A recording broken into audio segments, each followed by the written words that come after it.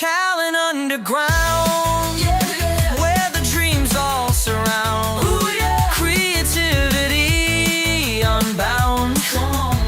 Feel the beat, hear the sound. Hello, ladies and gentlemen. Welcome to episode 2 of Talent Underground. I'm joined by two very special guests who are going to be promoting their latest production that's over the weekend. I welcome Gabriella and Charnel. Feel free to talk about what you guys are going to be doing this weekend. Show's called Khair. I bet I'm butchering that. So feel free to just give us an overview and the initial inspiration for the show. Yeah, hi. Thank you, Joseph, for having us on. So Khair is showing this weekend. We've got 3 shows. So we're opening on Friday night. We've got a Saturday day show, and then we're closing on Saturday night. And yes, we've sold out. We have lots of people from the community coming and really excited for it. Do you know anything? Yeah, and Khair is a production of PYT Fairfield, which is a theatre company, performing arts company based in Fairfield that supports young and emerging artists to make work and share their stories with stages worldwide. Yeah. And so where the inspiration for the work came from, if that's what you asked, the inspiration for Khair initially came I think around 4 or 3.5 years ago, after the PYT ensemble program had finished for the year. So the ensemble program is a free theatre. How would you describe it? Yeah, it's like a theatre program, training program, professional development program for young people. Yeah. And so people from the ages of 18 to 28, and they come together every week and learn about theatre, making theatre, acting, and also other kind of skills around performing arts and music. And so this was a group that were a really dedicated bunch of 7 young people, women, and they were just really dedicated this year, and so we decided to kind of give them an opportunity to make and put on a work. So that was the first time. The ensemble was generally just training, and we thought this group is so dedicated and so passionate, we're going to give them opportunity to actually make a work. And I think the work came out of what you're all interested in, really. It did. So I remember, we were all just sitting around a table end of year, and we were just kind of sharing stories, or we had all written our own short story and we were just reading it out, or some wrote poetry and whatnot. And then we had all these great stories, and someone asked, well, how can we put all these stories together and make it a theatre show? And then I remember myself and one of the other ensemble members would bond over our mums being hairdressers and how we'd hear a lot of stories growing up being in the salon. So then someone gave us the idea of, okay, why don't we put these stories into a salon? And then we built the narrative off that. I mean, yeah, that pretty much leads me straight into my next question. It seems like you guys pretty much built the overall plot of the story through your own experiences and stuff. It obviously follows themes of femininity, cultural heritage, healing, and the balance between mysticism and modern-day struggles. How, obviously, after deciding, okay, this is what we're going to build the show around, were you able to intertwine all these plots that I feel are very, very different, very drastically different in a way almost? Yeah. So first, I want to say that the stories you hear in Khair, they're not... these stories didn't happen in real life. It's very fiction. But it's all inspired by, I guess, stories we've heard or experiences. So to answer that, it started from that writing room. So I remember I shared a short story about something, and then Ivan Karezi, she was really into mysticism. I said that right? And powers and supernatural things. So it was literally fantasy as a theme. Fantasy, and she's got really great knowledge and understanding of it. So we just kind of combined our, I guess, everyday stories with the fantasy, and then we made them work. Yeah, and I think obviously it was all women, so that's the femininity, and just the power of being in a room with women, and that kind of really coming up to the surface and becoming something that drove the work. And cultural identity, I mean, the group is super, diverse. We have people, everyone's from a different cultural background in the group. I don't think anyone shares the same cultural heritage. No. Really? That's very interesting. So we've got 7 different young people, all from a different cultural heritage. And so they all bring, that knowledge to the show. Yeah. So I guess that kind of enriched it too. So I think, a mixture of people's interests, people's stories, who they are and their identities, and the coming together really allowed all these different themes to kind of mix and merge. Yeah. And then also I think like being like culturally diverse women and then being from like Western Sydney and working out of Fairfield, we all kind of shared that same bond as well, I guess, of like sisterhood. Yeah. Which made the show really fun and enjoyable to create. Yeah, I mean, obviously it seems like although it's such a diverse background, it seems like you guys have kind of found that common ground, that common unity amongst us all, which is obviously going to lead to what I think is going to be a pretty cool performance this weekend. So more on that, what was the role that both of you guys have had, including the PYT Fairfield, in not just the creation of the show, but also just bringing it to life and leading to 3 sellout shows? I'll go first and then Gabs can go. Okay. So I guess I was in it, like part of that initial writing process 4 years ago. I came out of that ensemble.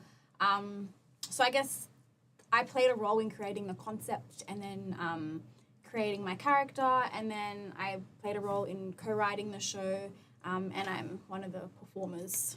That's been my role. Yeah, and so PYT's sort of is a producing house. So we sort of we act as an organisation to kind of support young people to get their stories out there. And so this work in particular has been very collaborative, as in it's been very driven by the young people.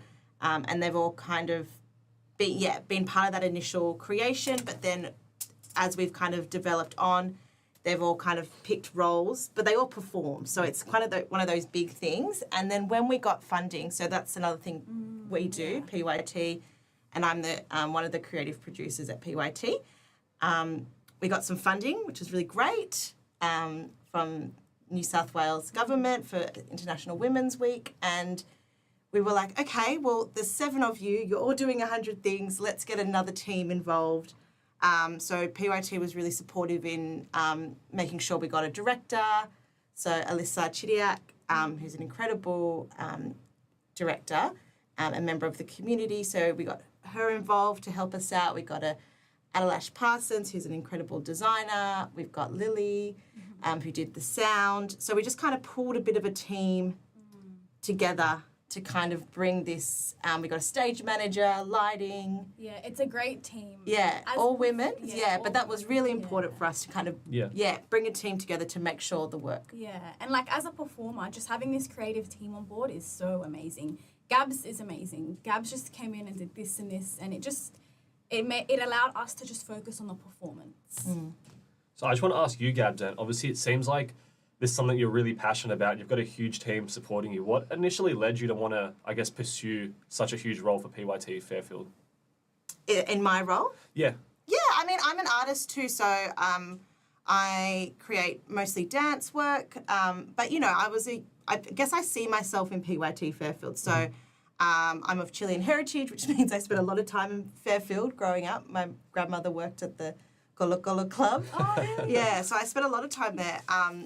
And I guess like navigating the arts world in Sydney and I guess Australia, like I trained in Melbourne, you know, there wasn't a lot of work and opportunities that really hit to like being from Western Sydney, being of a, you know, of a cultural background and celebrating that. Like it felt like I was often having to kind of live a different life to sort of be in that arts world. So now that I'm kind of, you know, been doing stuff and making stuff, getting the job at PYT was just like a dream come true because I can see myself in all these young people and I can be like this, you know, if I had this opportunity, you know, 15 years ago, I would have just been so good because there's so much about being able to express your identity and what you're into as part of storytelling because I think that's what's interesting. And I think it's really, PYT is really shifting the landscape of stories being told in Australia.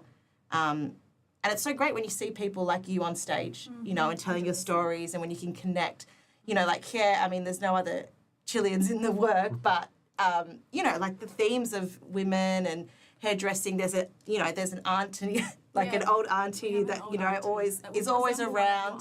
Yeah. And, you know, it's exactly like one of my aunties. So just those things to be able to connect. Yeah, and I think yeah, so I got the role at PYT, and it's just been a dream to be able to, I guess, help change the landscape of the arts.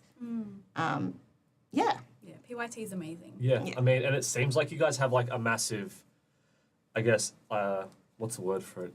You guys seem like those performances and those rehearsals. I mean, I've seen them on your Instagram story. Like, it seems like a pretty cool atmosphere. It doesn't seem like it's work. It seems like people are actually enjoying what they're doing. Can you guys just talk to me about the overall casting process and what all those rehearsals in the lead up to the show have been like? Yeah. I guess so the casting process happened very organically. Like we said, we all just came from the ensemble program, and then we were kind of, I guess, the ones who were really motivated to create a work, and the opportunity was there. So yeah, we would meet up frequently and write the show. We did do a first development of it, I think, 3 years ago, and now it's come a long way since then. So the casting process was just very It's organic. been in the works for a while, 3 years up to this point. So we did it 3 years ago, yes. That was like our first development, and then there was kind of a period where we didn't touch it or anything. Yep. But you still kept in contact. Yeah, we kept in contact, and mind you, like the whole cast, we all work together on multiple projects, and, so we're very blessed in that way, and we all know each other really well.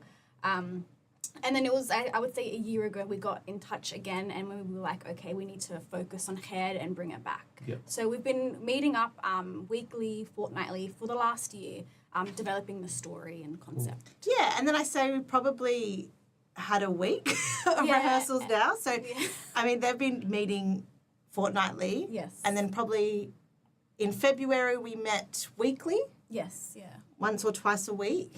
And then, last week was our first week full-time together. So it's been very fast and very, push it together. But I think we have we have a really great team and a great history to sort of lean on. So there've been long days and lots of lines that lots of everyone's has to learn. So we only finished the script on Friday. Yeah.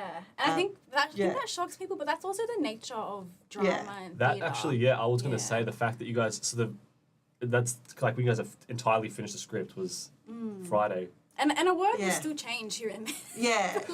But when you get on the floor and you start acting or improvising, new things come up and you realise what works and what doesn't. Yeah, for sure. And that's just part of the process. But it's enjoyable because, like I said, we all love each other. We're all like sisters. And we work on multiple projects together. Yeah. I mean, obviously, it seems like it's going to be a pretty big performance this weekend. And one of the things that I was honestly taken aback by the most and how awesome of a initiative it is obviously it's Women's Week. And the entire performance, the entire crew, all the people involved are women. What's the overall importance of this, especially given the time of the performance? So women are a very strong theme in our show. When we speak about, I guess, the fantasy side of it, it all goes back to womanhood and femininity, but I won't reveal too much. And then also the characters, the everyday characters that we have in the show are just women that come in with different storylines and things they're going through. And we just tell stories of women. So when we wrote this and as we're doing it, I hope that whoever is sitting in the audience watching it, and if they're a woman, I hope they can see themselves in at least one of the characters on stage. Does that answer? Yeah, and I think we didn't even again, it just happened organically. Yeah. We kind of realised wow, this is a whole team of women. Yeah. And the crew as well. We've got some young women who are doing our stage managing and our production. Yeah. And I think when we realised that when we're all together, we're like, wow, this is actually a unique experience to just be. And, the kind of, as the show it's in that fantasy, spirituality is quite important as well. And we just keep having all our own sort of omens and little things that happen, which have been really interesting, little moments of synchronicity.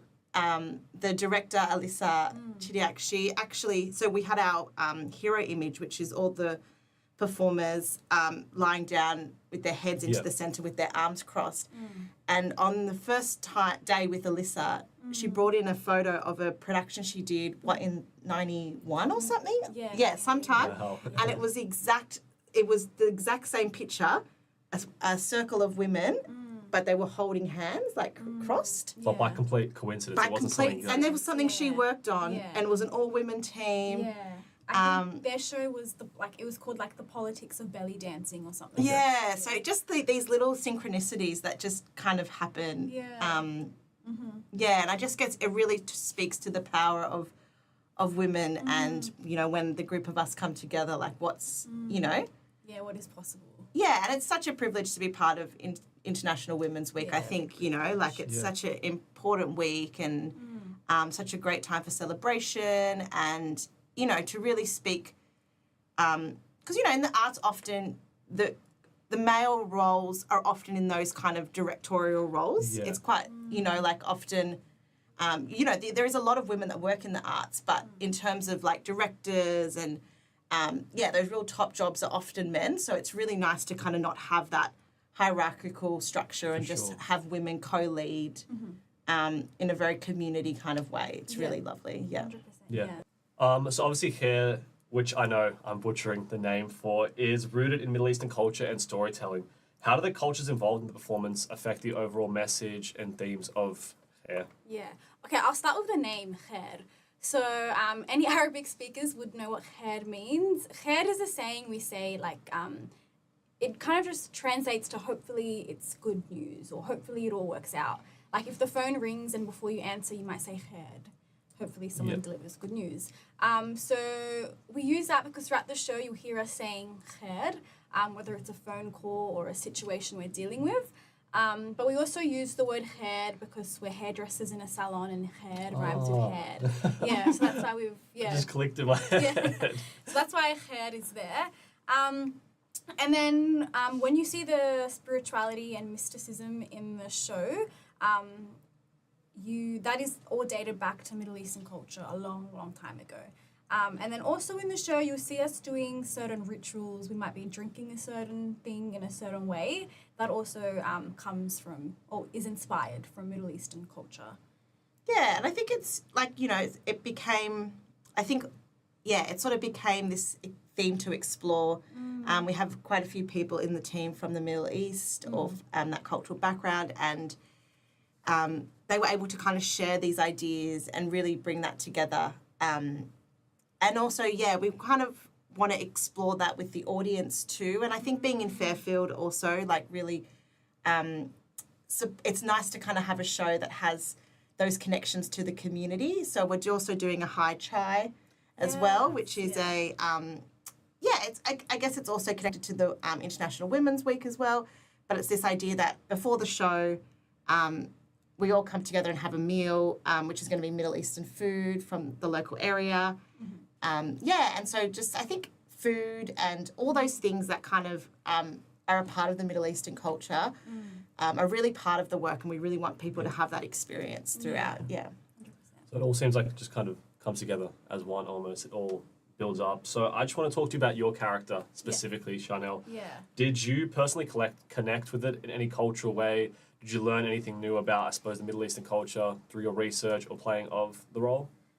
So my character is Rania. So I wrote Rania like 4 years ago. When I wrote Rania, I thought about multiple different women in my life who all happened to be Middle Eastern. Rania is bits of myself and bits of other women. What did I learn about her? I wouldn't say she taught me a lot about Middle Eastern culture, but I would say she taught me a lot about womanhood and femininity as I wrote her and continued to develop her. So Rania has a very strong strong front, but you end up learning she's a very vulnerable person as well. Do you see much of yourself in her when you were writing the character? Were you kind of basing it off yourself, at least at that time when you were writing it? Yeah, I was. Rania has a story and it's inspired by a experience. It's not the same. Yeah. It's fiction and very exaggerated. But I do see bits of myself in Rania. I see bits of my sister and my cousins in Rania. Yeah. Yeah. Well, I mean, obviously, this is going to lead me to my final question. The show takes place over 3 nights. You've got 1 on Friday, 2 on Saturday.